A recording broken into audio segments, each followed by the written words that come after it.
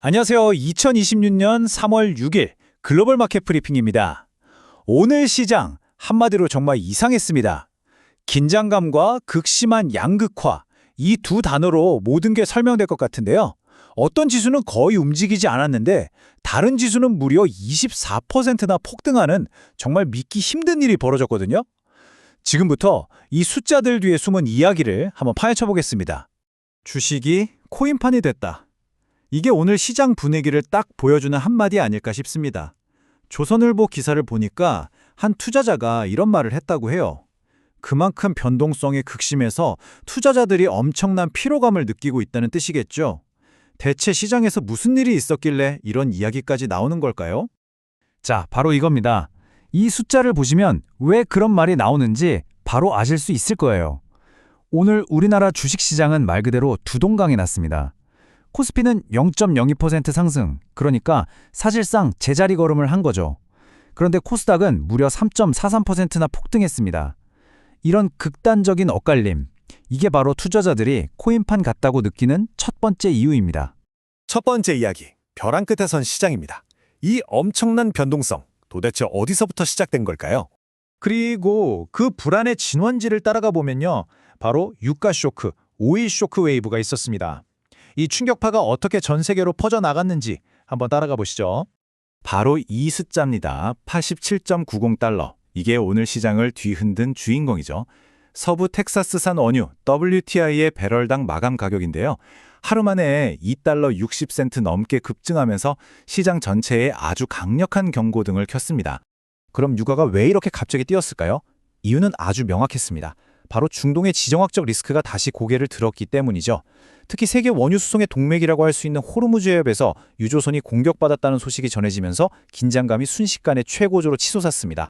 자, 이 표가 정말 흥미로운데요. 보세요. 이게 그냥 유가만 오른 게 아니에요. 전형적인 위험 회피, 그러니까 안전자산 선호 현상이 나타난 거죠. 돈이 위험한 곳을 피해서 안전한 곳으로 몰려든 겁니다. 유가는 물론이고요. 대표적인 안전자산인 금과 미국 국채 가격이 올랐고 심지어는 비트코인까지 급등하는 모습을 보였습니다. 세 번째 파트입니다.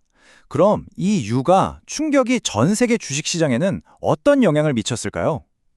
이게 또 아주 뒤죽박죽입니다. 시장의 반응이 정말 혼란스러웠어요.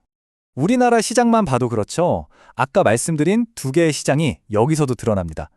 유가가 오르면 물가도 오를 거라는 우려 때문에 보험, 기계, 건설 같은 산업재는 크게 올랐지만요. 반대로 소비가 위축될까 봐 걱정되는 음식료품이나 유통업 같은 내수 관련 주식들은 하락했습니다. 돈이 어디로 쏠리고 어디서 빠져나가는지 한눈에 보이죠. 미국 시장은 더 이상합니다. S&P 500 지수는 내렸고요. 기술주 중심의 나스닥은 진짜 소수점 둘째 자리까지 딱 0.00%로 멈췄습니다. 그런데 다우존스 지수 보이세요? 무려 24.1% 폭등이라니요. 정말 믿기 힘든 숫자죠? 이게 단순한 데이터 집계 오류일까요? 아니면 이 극심한 변동성을 보여주는 하나의 상징적인 사건일까요? 보통 이런 경우는 데이터 제공업체의 일시적인 오류의 가능성이 높긴 합니다만 설령 오류라고 해도 오늘 시장이 얼마나 예측 불가능하고 혼란스러웠는지를 보여주는 단적인 예라고 할 수 있겠습니다. 다른 나라들도 마찬가지였어요. 반응이 제각각이었습니다. 중국 증시는 힘을 내서 올랐는데 바로 옆 일본은 하락했고요. 유럽도 독일은 내리고 영국은 오르는 등 일관된 방향성을 전혀 찾아볼 수가 없었습니다. 그나마 아시아 시장이 유럽보다는 좀 더 잘 버텨주는 모습이었네요. 자, 네 번째 이야기입니다. 이렇게 지정학적 리스크로 정신없이 흔들린 시장이 이제 아주 중요한 시험대에 오릅니다. 바로 데이터의 주를 맞이하게 된 거죠. 이번 주 일정을 한번 보세요. 정말 굵직한 발표들이 줄줄이 예정돼 있습니다.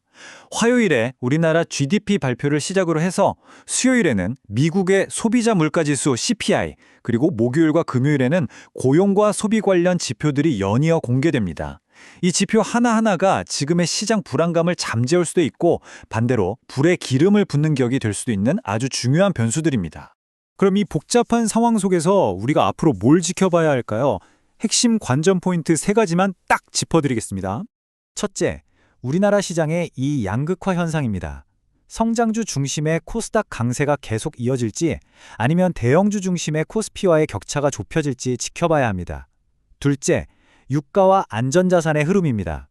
유가는 지정학적 긴장을 가장 민감하게 보여주는 바로미터가 될 거고요. 금과 비트코인이 계속해서 위험 회피 수단으로 주목받을지도 관찰해야 합니다. 마지막 셋째, 바로 이 경제 데이터와 시장 변동성의 힘겨루기입니다. 특히 마이너스 0.3% 성장이 예상되는 우리나라 GDP 데이터가 시장에 어떤 충격을 줄지가 가장 큰 관건입니다. 결국 시장은 갈림길에 섰습니다. 다음 주 시장의 주인공은 과연 중동에서 불어오는 지정학적 리스크일까요? 아니면 경제의 건강 상태를 보여주는 차가운 경제 데이터일까요? 이 질문에 대한 답을 우리 함께 지켜봐야 하겠습니다.